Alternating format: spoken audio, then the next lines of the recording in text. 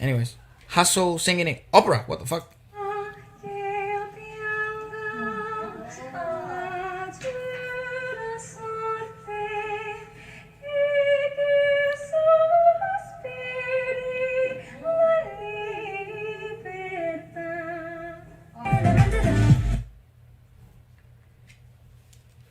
That was very, very, very intriguing. I want more of that. Give She might be the first. She might be the first to have an operatic background.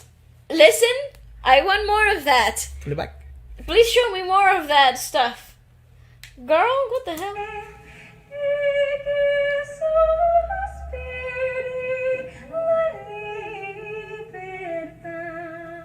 One more time. Put it all the way back. She's very sound, technically. Yep.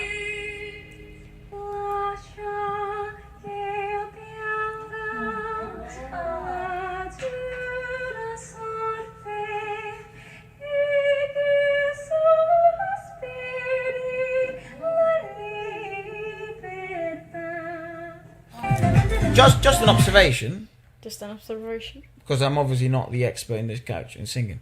But wouldn't you agree that I actually wish the piece was longer, because she seemed to have settled halfway through to operatic singing much more than the modernistic techniques that she utilizes on a day-to-day basis. Yes, actually correct. I have to be honest, the beginning of that singing phrase was very weightless. Yeah. So it was more like trying to find her feet throughout the singing phrase.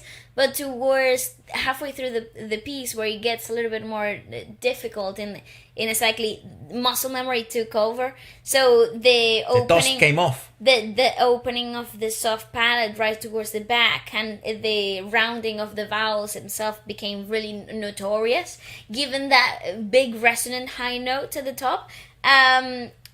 Also towards the ending of the phrase, when she's coming back down to probably where her natural larynx sit at, she didn't lose the resonance nor the tilting of the larynx towards the end of the phrase, which was lacking at the beginning. It was a really flat, not flat in the sense of the note was flat, but it was a very, it didn't have dynamics type of flat. No.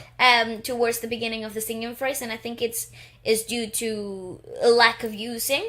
Just when, if you're an idol, when the fuck are you gonna sing opera? And no, to be completely honest, if you're not singing operas, you really will not use any of these techniques in any type of setting. You could be a belter, you could be an amazing power vocalist, and you will never use this type of techniques. Obviously, if you do have them, you tend to integrate them in one way or another. Right. But it's not pure. It's not pure. So it's always mixed into some another type of singing phrase. I don't know what label she's with, or I don't know what group she's with. But if you have someone that sings or has that, at least that's capabilities, and perhaps they do need some refining. I'm sure if we bring in, perhaps an operatic singer here, they'll be like, oh, maybe she could have done this, maybe she could have done that. But it's like, it's too short of a phrase, though.